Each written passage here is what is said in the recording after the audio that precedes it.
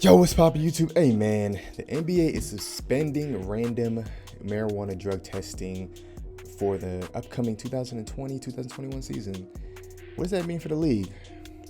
Before we get into the topic, man, make sure I hit the like button, make sure I hit subscribe, make sure I leave a notification, hit the notification bell, and then leave a comment. Yeah, marijuana, weed. The NBA is, I guess it's just for this season. They are suspending random drug tests for the marijuana.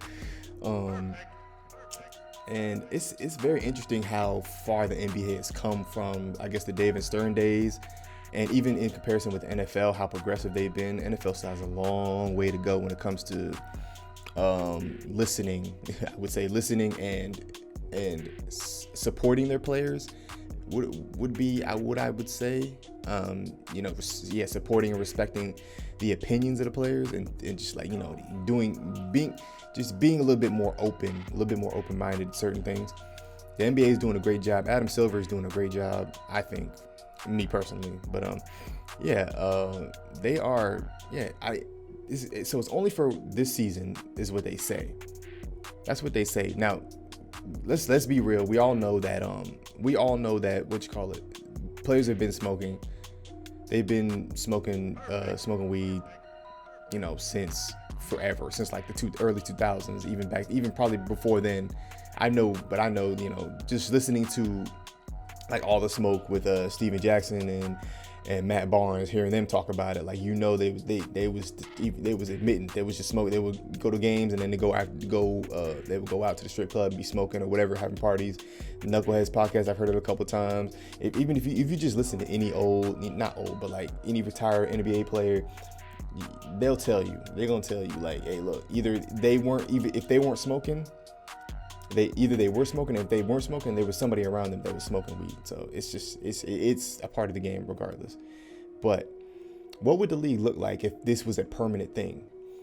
If this was a permanent, permanent rule, like, oh, no drug testing for marijuana, no random drug testing. I'm not really sure. I think at the very least, the only thing that I can think of right now, what would be like a benefit would be, I think, players would recover faster from injuries, or they would recover faster from, say, load management or whatever. Because weed, marijuana, THC, it relaxes the body. I'm not a THC expert, but I do know that it relaxes you, it calms you, it relaxes your muscles in your body, it takes pain away from your joints. And it's more natural remedy than, say, the pain pills they will, be giving the players, pain relievers or whatever they're called. All of those opioids, like that shit is not good for you. That shit is not good for you to be taking every day, every other day for, however long your NBA career is. And that's what a lot of players and ex-players and a lot of weed experts have been kind of like fighting. They've been fighting them, fighting the leagues to tell them that, look, hey, this isn't as bad as y'all think it is. It's actually a healthier way to deal with pain, a more healthy way to deal with pain than what your guys are doing.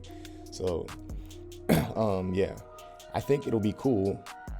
I think it'll be definitely cool to see players having that freedom to be able to, just not saying do it on TV, because I think there's still a public image that they kind of want to uphold. But I think if they can keep it, like, I guess, not behind closed doors, but not on, and don't be just like going on Instagram and smoking a blunt.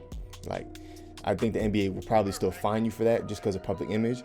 But yeah, they're not gonna crack down on nobody smoking weed. I think that would be beneficial. I'm not sure any other ways. Leave a comment if you guys think of any other ways. The only thing that I can think of is the overall health of players and dealing with injuries and stuff like that. Maybe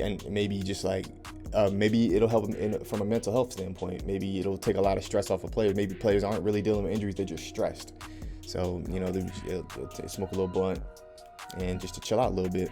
And because mental health is still a real thing. Even though the public service announcement for people who think that people who make a lot of money or millions of dollars aren't stressed out, they are. Okay, there's a lot of shit they got to go through too. They're still human. Just because they make $10 million doesn't mean they're not human. So yes, they still deal with stress, and I would think weed would help them. So that's just another thing. Let me know, like I said, let me know in the comments what y'all think. How would no random drug testing for weed benefit the NBA in the long run? That's all I got for y'all, man. I'm out. Deuces.